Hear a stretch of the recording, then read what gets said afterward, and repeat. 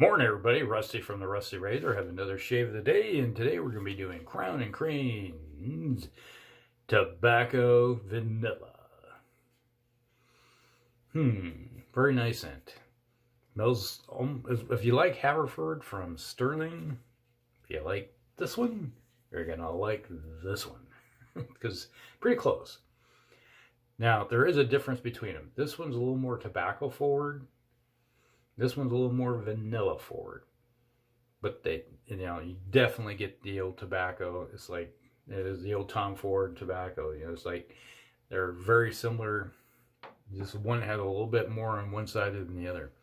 Man, it smells good. I just love the scent of that. You lather it up. You definitely have that tobacco, but it's a little, like I said, a little more vanilla. It's a little sweeter.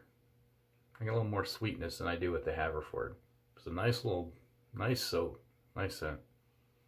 Yeah, smells good. And then we're using the Star razor. This is my grandfather's razor with some Astra blades. Second or third use, I can't remember. I'll have to take a gander at it again, but I think it's the third use on it. And we'll follow up. Yeah. You got to Haverford. It's a tobacco vanilla scent, so I'm gonna go with some Haverford with the final coup de grace. All right, a little bit of moisture on the face. Hope everybody's day is going good.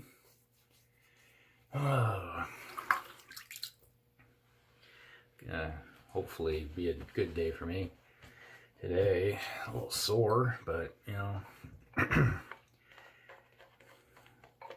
when you wake up and you're in pain, it's not a great day, but you try to make the best of it.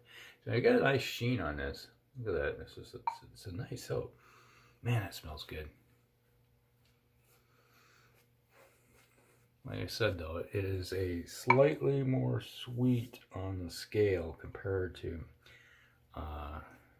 Haverford. But it's very pleasant.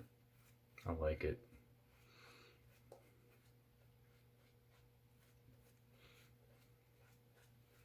So, let's see. Is this a typical Crowne and Crane performance? The soap lathers up really nice. Gives you a nice feel. Man, you can smell that tobacco scent. It's like brings back all kinds of memories. Especially with my dad. My dad's still around, but back in the day, my dad used to smoke a pipe. And he would have this jar. It was a stand with a jar in the middle of it. I mean, if anybody's ever seen these things, it's like you got a jar in the middle and this wood thing going around it where you have all the holes where you can put your pipes in. Dad had a few pipes. And I just love this. It's like you'd open up the jar and you just smell that kind of like I guess it'd be like a cherry vanilla tobacco. I guess that'd be like Cavendish, I think. And you just smell that. Then he would fill this pipe and get on the front porch during the summer, and when it was warm, he'd sit outside, just relax after a hard day. And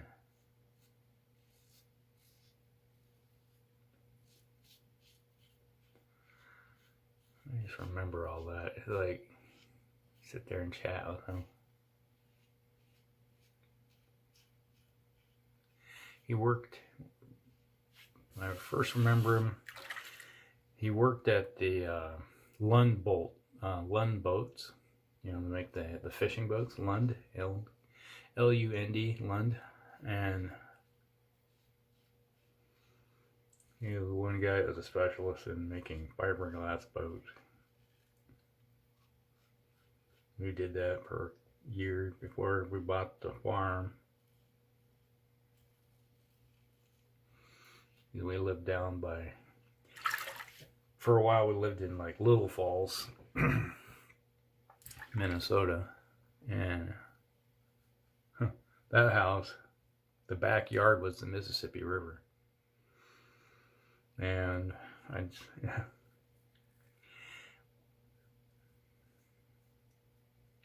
And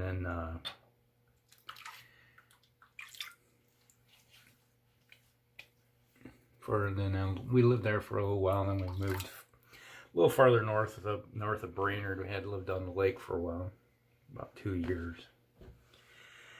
Well, next door to my grandparents, because my grandparents bought a bunch of lots, and my parents, my uncle, bought some of the acreages along the lake, and we lived on the lake, not on the lake, but on the shore. But my grandfather, he was a avid fisherman. He was a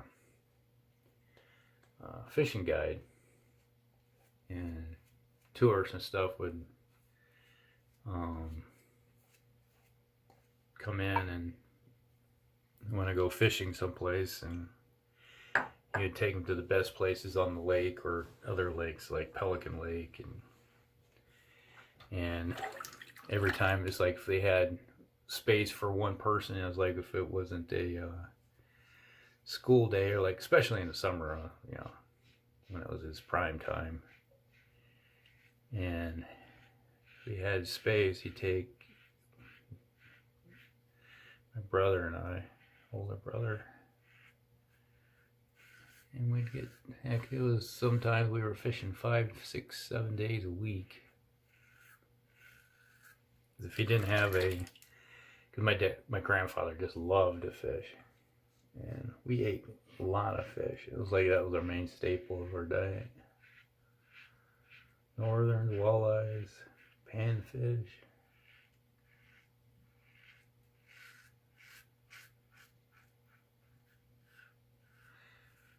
So it was fun. But my dad, at the time when he was smoking, he would smoke a pipe. And that scent, I'm smelling that sweet scent. It just brings back all kinds of memories. My grandfather, he was a cigarette smoker. And he would roll his own cigarettes. And he had a little machine. He'd put the paper in there, put a little bit of wet it on the end, put the tobacco in it, and he just go and auto roll it. And it was like, what? My aunt, she took it when he passed away. She took that. I got still some of his cans of tobacco, metal cans. But my aunt and uncles, they just took everything. And then they just, all of it got destroyed or just sold. Or didn't have much value to them, I guess. But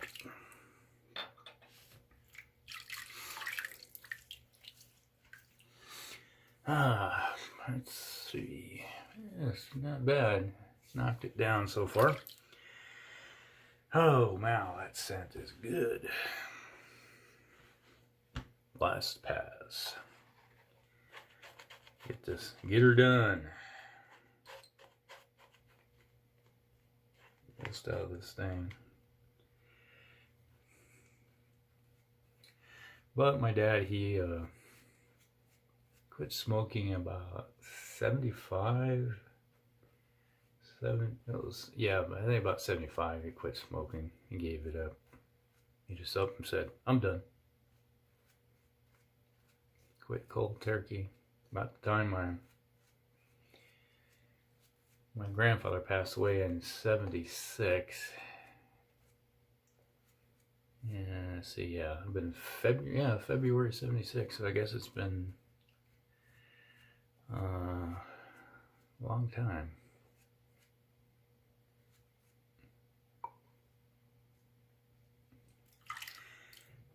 46 years ago. Got enough in here for a 4th pass if I want it.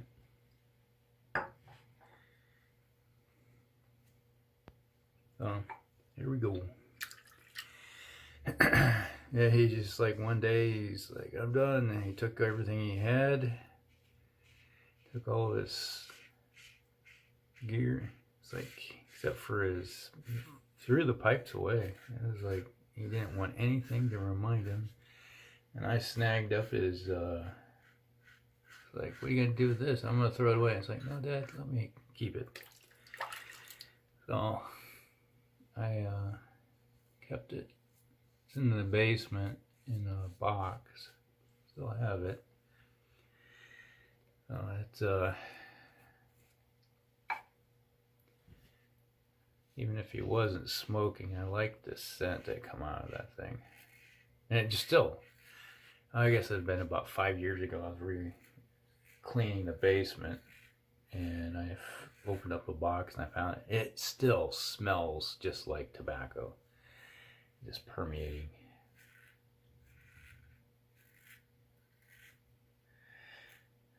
And if you're new to shaving, don't be afraid to pull your face in different kind of contorted directions.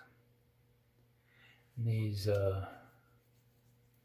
you get a good soap, it will even give you a slight barrier of protection even after you go over it. It may not seem like you got anything on your face, but it's there. And if you add a little bit of moisture to it, it just lathers it up a little bit more. And if you're wondering what's going on here, it's like my beard growth swirls right through here. So it doesn't matter which direction I'm going. I'm always going against the grain or with the grain. So it takes a little more effort to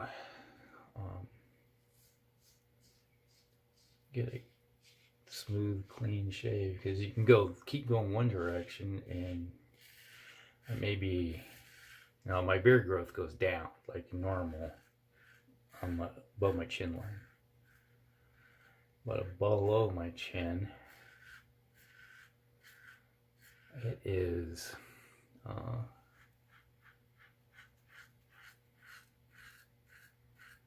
swirly. So if I go up, I'm going against the grain. Going this way, I'm going against the grain. Going this way, against the grain. Going down, I'm going against the grain. So it is one of those things. If each time I go a different direction on my 3 passes, I am cleaning it off. So if I feel it this way, yeah, it's totally against the grain.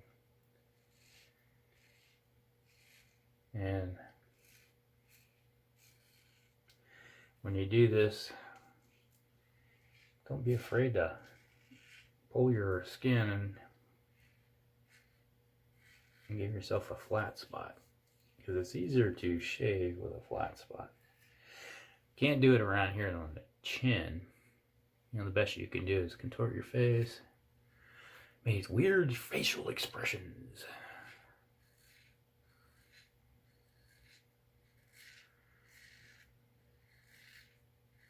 Hear the blade working. This is very efficient for me. This belonged to my dad's dad, my grandfather. It was in his travel kit. And he passed. So I got his mug. Mind, man, I should have done a maybe next time I do. I need to get out the mug and some Williams. He was a Williams guy. I got a Puckham Williams in his mug. I did pick up at the Jeffrey Smith. I do have this brush right here. Let's see. I think this is a boar brush. So I need to use that in a shave.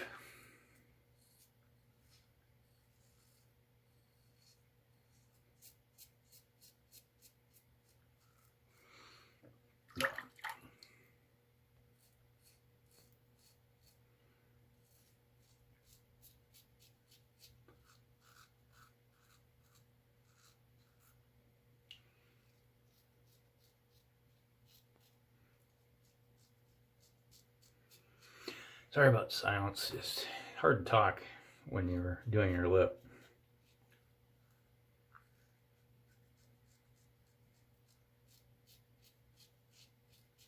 Especially when you're trying to flatten this area up here.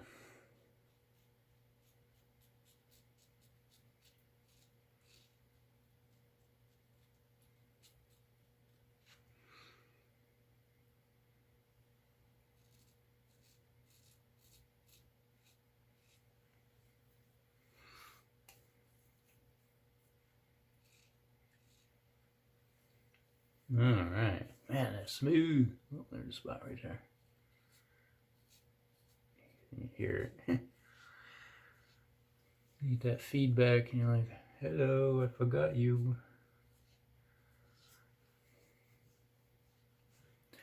Don't be afraid to add a little moisture to your face. Get a little slickness that slides around. Oh, right there.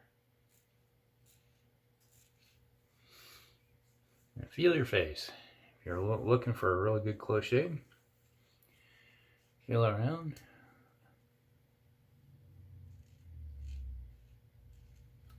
Like I said, this swirls, and then sometimes I forget to go different directions right here. You get in a hurry. There we go. We be done.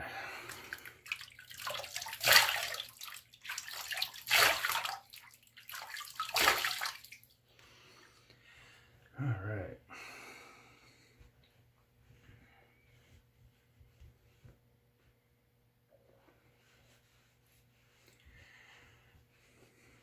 Wow, it smells good. That tobacco vanilla sweet scent. All right, we're gonna throw a little Haverford on. Hang on a second. Smells like it's slightly separated. A little bit of shaky. Shaken, not stirred. Yeah, that's a lot better.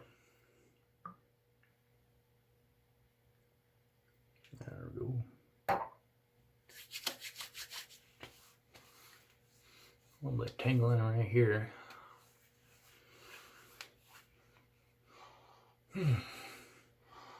Man, I'm suddenly getting clove. Don't know why. Maybe there is a slight difference between the two, and you just get that.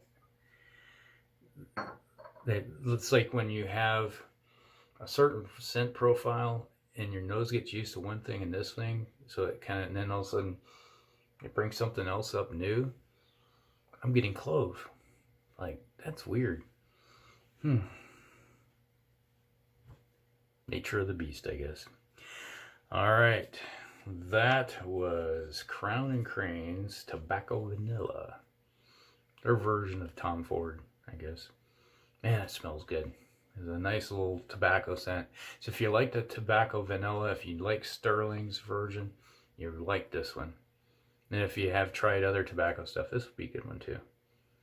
So, good stuff. And then we have the Star Razor, the star of the show, with some Astra blades. Nice little shave. I like it. Leaves me nice and smooth. I'm good to go. Alright. That was the shave of the day. Hope you guys like it. Like and subscribe, share with your friends, and we'll see you in the next one. Rusty out.